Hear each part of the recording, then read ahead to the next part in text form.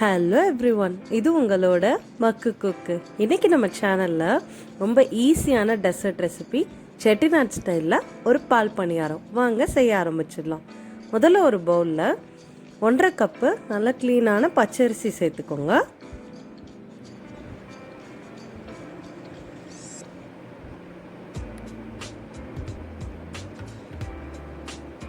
அடுத்தது இது கூட 1.5 கப் உளுத்தம்பருப்பு, வெள்ளை உளுந்து சேர்த்துக்கோங்க.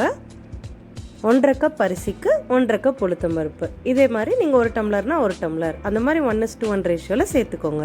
இதை நல்லா கழுவி எடுத்துக்கோங்க. நல்லா கழுவுனதுக்கு அப்புறமா இது எல்லாமே நல்லா முங்குற அளவுக்கு தண்ணி சேர்த்துருங்க.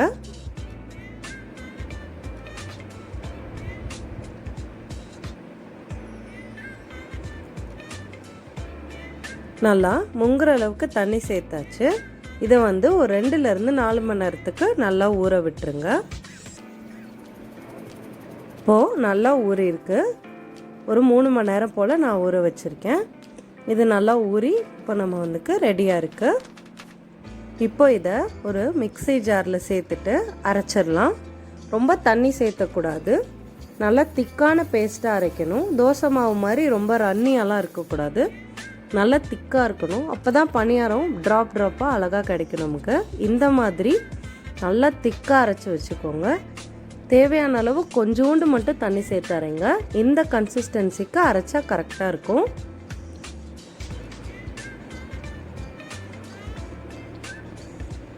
இப்போ இதில் தேவையான அளவு உப்பு சேர்த்துக்கோங்க. உப்பு சேர்த்துட்டு நல்லா ஒரு தடவை கலந்து விட்டுருங்க. உப்பு எல்லா பக்கமும் நல்லா கலக்கிற மாதிரி கலந்து விட்டுருங்க. அடுத்தது நம்ம இந்த மாவை குட்டி குட்டி பணியாரமாக போடுறதுக்கு ஒரு ஈஸியான மெத்தட். பாரம்பரியமாக இந்த மெத்தடில் தான் பண்ணுவாங்க. ஒரு கொட்டாங்குச்சி எடுத்துக்கோங்க. அதில் 3 கண்ணில் 1 கண்ணு மட்டும் ஓட்டையாக போட்டுக்கோங்க. ஸோ இந்த ஓட்டை வழியாக நம்ம விரல் அடைச்சி எடுக்கும்போது சின்ன சின்ன துளிகளாக விழும். இப்போது ஒரு பேனில் எண்ணெய் நல்லா சூடு பண்ணிக்கோங்க. நல்லா பொரிக்கிறதுக்கு அளவாக எடுத்துக்கோங்க. எண்ணெய் சூடானதுமே இந்த கொட்டாங்குச்சியில் ஒரு ஓட்டை போட்டோம் இல்லையா, அந்த ஓட்டையோட கீழே ஃபஸ்ட்டு மூடிக்கோங்க. இப்போது நம்ம அரைச்சி வச்சுருக்க மாவை இந்த கோகோனட் ஷெல்லில் சேர்த்துக்கலாம்.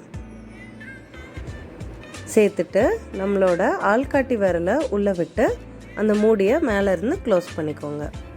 இப்போது அந்த விரலை எடுத்து சின்ன சின்ன ட்ராப்ஸாக எண்ணெய்க்குள்ளே விழுகிற மாதிரி பண்ணுங்கள். இப்படி பண்ணும்போது நமக்கு குட்டி குட்டியாக அழகாக ட்ராப்ஸ் கிடைக்கும். ஒரே மாதிரி சைஸ்லேயும் கிடைக்கும். இந்த மாதிரி எண்ணெயில் நல்லா பரப்பி போட்டுக்கோங்க.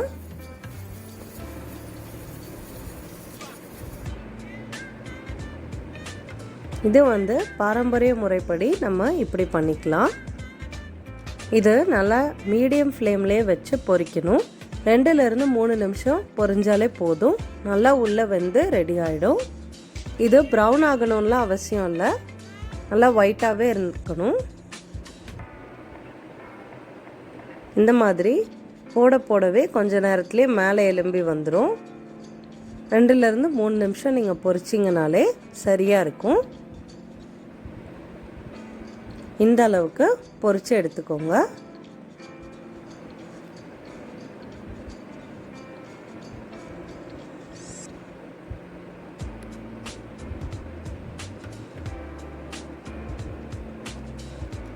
இதை ஒரு தட்டில் எடுத்து வச்சிடலாம். இப்போது இந்த தேங்காய் சிரட்டை வச்சு பண்ண வேண்டாம் அப்படின்னு நினைக்கிறவங்க கையில் கூட சின்ன சின்ன ட்ராப்ஸாக போடலாம். இந்த மாதிரி கையில் கொஞ்சம் மாவு எடுத்துட்டு குட்டி குட்டி ட்ராப்பாக எண்ணெயில் விழுகிற மாதிரி போட்டுக்கோங்க. இந்த மாதிரி பண்ணும்போது நமக்கு ஒரு நல்ல ஷேப் கிடைக்காது. அதே மாதிரி சைஸும் வேரி ஆகும். வீட்டில் தான் சாப்பிட போகிறோம் அப்படிங்கும்போது ரொம்ப அழகு பார்க்க வேண்டாம் அப்படின்னா இந்த மாதிரி கையிலேயே போட்டு கூட நம்ம எடுத்துக்கலாம்.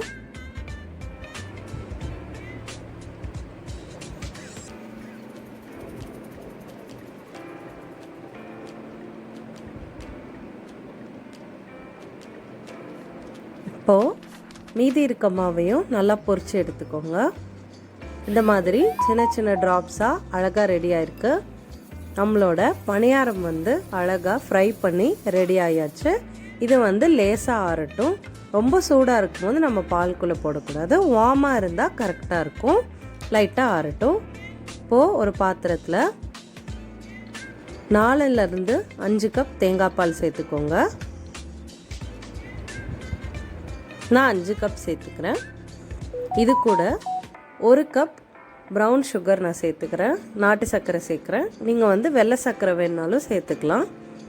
ஹெல்த்தியாக இருக்கணுங்கிறனால நாட்டு சர்க்கரை சேர்த்துறேன். வாசனைக்காக 2-3 இடித்த ஏலக்காய் சேர்த்துக்கோங்க. நல்ல ஃப்ளேவர் கிடைக்கும். இப்போ இதை ஒரு தடவை நல்லா கலந்து விட்டுக்கோங்க. அந்த சர்க்கரை நல்லா கரையட்டும். இதே நீங்கள் வெள்ளை சர்க்கரை சேர்த்துனீங்கன்னா நல்லா வெள்ளையாகவே இருக்கும் பால். நான் வந்து நாட்டு சர்க்கரை சேர்த்துனதுனால கொஞ்சம் வந்து டேன் கலரில் வருது.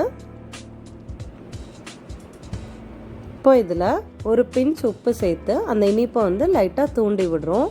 இப்போ ஃப்ளேவர் நல்லா வந்துக்கு தூக்கி கொடுக்கும். இப்போ இதை ஒரு தடவை கலந்துட்டு இதில் வந்து நம்ம பொரிச்சு வச்சுருக்க குட்டி குட்டி பணியாரத்தை உள்ளே சேர்த்துடலாம்.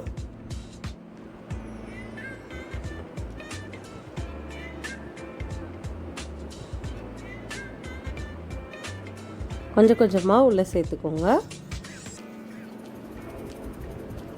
இந்த பணியாரம் வந்து நல்லா இந்த பாலில் ஊறி நல்லா இந்த பால் எல்லாத்தையும் உள்ளே இழுத்துக்கிட்டு நல்லா சாஃப்டாக ஸ்பஞ்சியாக வரும். இப்போ இதை ஒரு தடவை நல்லா கலந்துட்டு அட்லீஸ்ட் ஒரு 15 நிமிஷமாவது ஊற விட்டு சாப்பிட்டா தான் நல்லா டேஸ்ட்டாக இருக்கும். பால் உள்ளே இறங்கி உடனே சாப்பிட்டோன்னா நமக்கு பால் தனியாக பணியாரம் தனியாக டேஸ்ட் தெரியும். அதனால ஒரு 15 நிமிஷம்லேருந்து 1 மணி நேரம் வரைக்கும் கூட நம்ம நல்லா ஊற விடலாம்.